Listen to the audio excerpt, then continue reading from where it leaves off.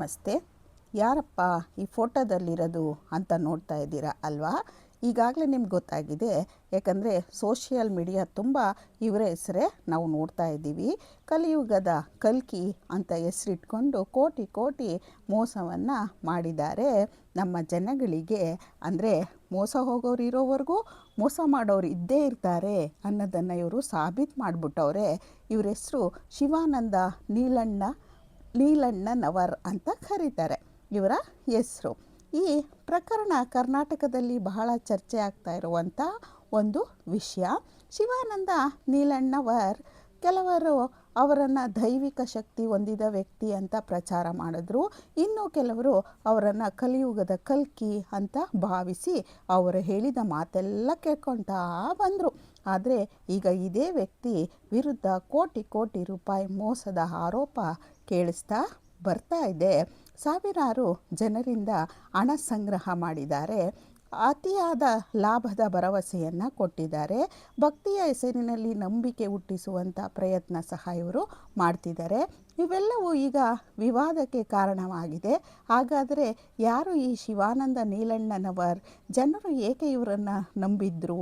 ಅವರ ವಿರುದ್ಧ ಕೇಳಿ ಬರುತ್ತಿರುವ ಆರೋಪಗಳೇನು? ಮತ್ತು ಈ ಘಟನೆ ನಮಗೆ ಕೊಡುವ ಪಾಠ ಏನು ಅಂತ ಈಗ ನಾವು ತಿಳಿಯೋಣ.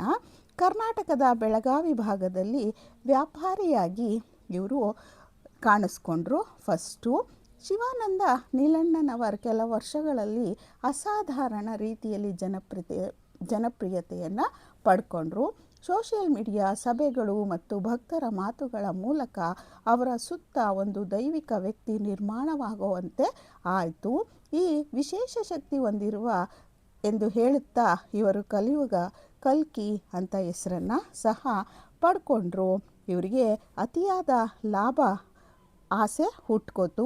ಅದಕ್ಕೆ ಜನರಿಗೆ ನೀವು ಹಣವನ್ನು ನನ್ನ ಒಂದು ಸಂಸ್ಥೆಯಲ್ಲಿ ಹಾಕಿ ನಿಮಗೆ ಡಬ್ಬಲ್ ಹಣವನ್ನು ಕೊಡ್ತೀನಿ ಅಂತ ಹೇಳ್ತಾ ಜನರನ್ನು ನಂಬಿಸ್ತಾ ಬಂದರು. ಜನರು ಸಹ ಅಂದರೆ ನಾವು ಸಹ ಮೂರ್ಖರು, ಕೆಲವು ತಿಂಗಳಲ್ಲೇ ಡಬಲ್ ಮಾಡಿಕೊಡ್ತೀನಿ ಅಂದ ತಕ್ಷಣ ನಮಗೆ ಆಸೆ ದುರಾಸೆ ಎಲ್ಲ ಬಂದ್ಬಿಡುತ್ತೆ. ಇವ್ರ ಮಾತನ್ನು ನಂಬಿ ಎಷ್ಟೋ ಜನಗಳು ನಾವೆಲ್ಲ ಅವ್ರ ಹತ್ರ ಹೂಡಿಕೆಯನ್ನು ಮಾಡಿದ್ವು. ಇನ್ನು ಆಸ್ತಿ ಮಾರಾಟ ಮಾಡು ಸಹ ಕೆಲವರು ಇವ್ರ ಹತ್ರ ಹಣವನ್ನು ಹೂಡಿಕೆಯನ್ನು ಮಾಡಿದ್ರು. ಮತ್ತು ಇವರು ಕೊಟ್ಟ ಭರವಸೆಗಳು ತುಂಬ, ಆದರೆ ಒಂದು ಸಹ ಇವರು ಈಡೇರಿಸಲಿಲ್ಲ. ಇವರ ಮೋಜು ಮಸ್ತಿಗಾಗಿ ಜನರ ಹಣವನ್ನು ಉಪಯೋಗ ಮಾಡ್ತಾ ಬಂದರು. ಮತ್ತು ಇವರು ಕೆಲವು ಆಸ್ತಿಗಳನ್ನು ಸಹ ಮಾಡಿಕೊಂಡಿದ್ದಾರೆ ವೈಯಕ್ತಿಕವಾಗಿ ಜನರ ದುಡ್ಡಿನಿಂದ. ಅಂದರೆ ನಾವು ಮೂರ್ಖರು ಅನ್ನೋದಕ್ಕೆ ಎಷ್ಟು ದೊಡ್ಡ ದೊಡ್ಡ ಉದಾಹರಣೆಗಳು ನಮ್ಮ ಸಮಾಜದಲ್ಲಿ ನಡೀತಾ ಇದ್ದಾವೆ ಅನ್ನೋದಕ್ಕೆ ಇದು ಸಹ ಒಂದು ಮುಖ್ಯ ಉದಾಹರಣೆ ಅಂತಲೇ ಹೇಳಬಹುದು. ಇವರು ಫಸ್ಟು ಕೆಲವು ಆಟೋಗಳನ್ನು ಓಡಿಸಿದ್ದಾರೆ. ಮತ್ತು ಆಟೋಗಳಲ್ಲಿ ಐಸ್ ಕ್ರೀಮ್ ಮಾಡೋ ಕೆಲಸವನ್ನು ಸಹ ಇವರು ಮಾಡಿದ್ದಾರೆ. ಈ ಐಸ್ ಕ್ರೀಮ್ ಮಾಡುವಂತಹ ಈ ವ್ಯಕ್ತಿ ಹೇಗೆ ಇಷ್ಟೊಂದು ಬೆಳೆದ್ಬಿಟ್ಟ, ಹೇಗೆ ಸಂಪಾದನೆ ಮಾಡ್ದ ಅಂತ ಕೆಲವು ಅನುಮಾನಗಳು ಬಂದಾಗ ನಮ್ಮ ಗೌರ್ಮೆಂಟೇ ಸ್ವತಃ ಇವರಿಗೆ ತನಿಖೆಯನ್ನು ಮಾಡೋದಕ್ಕೆ ಶುರು ಮಾಡ್ತು. ತನಿಖೆ ಮಾಡಿದಾಗ ಇವರು ಮಾಡಿದಂಥ ಮೋಸಗಳೆಲ್ಲ ಬೆಳಕಿಗೆ ಬಂತು. ಆದ್ದರಿಂದ ವಿಚಾರಣೆಗೋಸ್ಕರ ಈಗ ಪೊಲೀಸರು ಇವರನ್ನು ಅವರ ಕಸ್ಟಡಿಯಲ್ಲಿ ಇಟ್ಕೊಂಡಿದ್ದಾರೆ. ಜನರಿಂದ ಹಣ ಕಸ್ಕೊಳ್ಳೋದು ಇವ್ರಿಗೆ ತುಂಬ ಸುಲಭದ ವಿಚಾರವಾಗಿ ಕಂಡುಬಂತು. ಭಯ ಹುಟ್ಟಿಸಿ ನಂಬಿಕೆಯನ್ನು ಸಹ ಇವರು ಹುಟ್ಟಾಕ್ತಾಯಿದ್ರು ಕೆಲವರಲ್ಲಿ. ಮತ್ತು ನಾನೇ ದೇವರು ಅಂತ ಘೋಷಿಸ್ಕೊಂಡಿದ್ರು. ಮತ್ತು ನಾನೇ ಮುಂದಿನ CM ಸಹ ಆಗಬಲ್ಲೆ ಅಂತ ಸಹ ಘಂಟಾಘೋಷವಾಗಿ ಅವರು ಏರ್ಪಾಡು ಮಾಡಿದಂತಹ ಒಂದು ಸಭೆಯಲ್ಲೂ ಸಹ ಹೇಳಿದರು. ಈ ವಿಚಾರಗಳನ್ನೆಲ್ಲ ನೋಡ್ತಾ ಇದ್ದರೆ ಇವರು ಯಾವ ರೀತಿ ಮನುಷ್ಯರನ್ನು ಅಂದರೆ ಜನಗಳನ್ನು ಯಾವ ರೀತಿ ಮೋಸ ಮಾಡ್ತಾಯಿದ್ರು, ಯಾವ ರೀತಿ ಅವರ ಮೈಂಡ್ ವಾಶ್ ಮಾಡ್ತಾಯಿದ್ರು ಅನ್ನೋದನ್ನು ನಾವು ತಿಳ್ಕೊಬೋದು.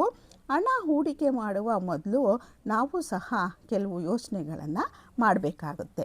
ಇವರು 2 ಪಟ್ಟು 3 ಪಟ್ಟು ಕೊಡ್ತೀವಿ ಅಂದ ತಕ್ಷಣ ಮೂರ್ಖರಾಗಿ ನಾವು ನಂಬಿಡ್ತೀವಿ. ಮತ್ತು ನಮ್ಮ ಕಷ್ಟಪಟ್ಟು ದುಡ್ದಿದ್ದಂತಹ ಹಣವನ್ನು, ಆಸ್ತಿಯನ್ನು ಇವರಿಗೆ ನಾವು ಧಾರೆ ಎರೆದು ಕೊಟ್ಬಿಡ್ತೀವಿ. ಅಂದರೆ ಬೇಗ ನಾವು ಸಹ ದೊಡ್ಡವರಾಗ್ಬಿಡ್ಬೇಕು, ಸಾಹುಕಾರಾಗ್ಬಿಡ್ಬೇಕು ಅಂತ. ಅಂದರೆ ಈ ವ್ಯಕ್ತಿ ಮಾಡಿದ್ರಲ್ವ, ಈ ರೀತಿ ತಪ್ಪು ದಾರಿ ಹಿಡಿದ್ರಲ್ವ, ಅದೇ ರೀತಿ ನಾವು ಸಹ ತಪ್ಪು ದಾರಿ ಹಿಡಿಯೋದಕ್ಕೆ ಹೋಗ್ಬಿಡ್ತೀವಿ. ಈ ರೀತಿ ಮಾಡಬಾರ್ದು. ನೋಡಿ, ಐಸ್ ಕ್ರೀಮ್ ಮಾಡುವಂತಹ ಈ ವ್ಯಕ್ತಿ ಹೇಗೆ 4,500 ಕೋಟಿಗಳ ಒಡೆಯ ಆಗಿದ್ದಾನೆ. ಅಂದರೆ ಎಷ್ಟು ಪ್ಲ್ಯಾನನ್ನು ಮಾಡಿ ಈ ವ್ಯಕ್ತಿ ಜನಗಳಿಗೆ ಮೋಸವನ್ನು ಮಾಡ್ತಾ ಇದ್ದ. ಮತ್ತು ನಾವೇನು ಮಾಡಬೇಕು, ನಾಗರಿಕರಾಗಿ ಹಣ ಹೂಡಿಕೆ ಮಾಡುವ ಮೊದಲು ನಾವು ಸರ್ಕಾರಿ ಅನುಮತಿ ಇದೆಯಾ ಈ ಸಂಸ್ಥೆಗೆ ಅಂತ ನಾವು ಸಹ ಚೆಕ್ ಮಾಡಬೇಕು. ವ್ಯವಹಾರ ಕಾನೂನಿನ ಬದ್ಧವಾಗಿ ಆಗ್ತಾ ಇದೆಯಾ ಅಂತ, ದಾಖಲೆಗಳಿವೆಯಾ ಅಂತ ಅನ್ನೋದನ್ನು ಪರಿಶೀಲಿಸಬೇಕು. ಈ ಕಲಿಯುಗದ ಕಲ್ಕಿ ಎಂಬ ಹೆಸರಿನಿಂದ ಆರಂಭವಾದ ಈ ವಿವಾದ ಇಂದು ನಂಬಿಕೆ, ಭಕ್ತಿ ಮತ್ತು ಹಣ ಈ ಮೂರನ್ನು ಪ್ರಶ್ನಿಸುವ ಮಟ್ಟಕ್ಕೆ ಈ ವ್ಯಕ್ತಿ ಬೆಳೆದುಬಿಟ್ಟಿದ್ದ. ಈ ಪ್ರಕರಣದ ಸಂಪೂರ್ಣ ಸತ್ಯ ತನಿಖೆ ಮತ್ತು ನ್ಯಾಯಾಲಯದ ಪ್ರಕ್ರಿಯೆಯ ನಂತರವೇ ನಾವು ಏನು ಅಂತ ವಿಚಾರಣೆ ಮಾಡಬೇಕಾಗುತ್ತೆ. ಈ ರೀತಿ ನಾವು ಮೂಢನಂಬಿಕೆಗಳಿಗೆ ನಂಬಿಟ್ಟು ನಮ್ಮ ದುಡ್ಡು ಜಾಸ್ತಿ ಆಗಿಬಿಡ್ಬೇಕು ಬೇಗ ಅಂತ ದುರಾಸೆಗೆ ಒಳಗಾಗದೆ ಸ್ವಲ್ಪ ಯೋಚನೆ ಮಾಡಿ ನಮ್ಮ ದುಡ್ಡನ್ನು ನಾವು ಜೋಪಾನವಾಗಿ ಇಟ್ಕೋಬೇಕು. ಗೌರ್ಮೆಂಟ್ ಬ್ಯಾಂಕ್ಗಳಿವೆ, ಗೌರ್ಮೆಂಟ್ ಸಂಸ್ಥೆಗಳಿವೆ, ಇಲ್ಲ ಯಾವುದೂ ಬೇಡ, ನಿಮಗೆ ಎಲ್ಲಿ ನಂಬಿಕೆ ಇದೆಯೋ ಅಲ್ಲಿ ಹೂಡಿಕೆ ಮಾಡಿ ನಿಮ್ಮ ಹಣವನ್ನು ಜೋಪಾನವಾಗಿ ಮಾಡ್ಕೋಬೇಕು. ಮೊದಲು ಹೂಡಿಕೆ ಮಾಡುವ ನಾವು ಬುದ್ಧಿವಂತರಾಗಬೇಕು ಅಂತ ನಾನು ಹೇಳ್ತೀನಿ. ಏಕೆಂದರೆ ನಾವು ಮೋಸ ಹೋಗ್ತೀವಿ ಅಂದರೆ ಮೋಸ ಮಾಡೋರು ಪ್ರಪಂಚ ತುಂಬಾ ಇರ್ತಾರೆ. ಈ ವಿಷಯ ನಿಮ್ಗೆ ಇಷ್ಟ ಆಯಿತು ಅನಿಸುತ್ತೆ.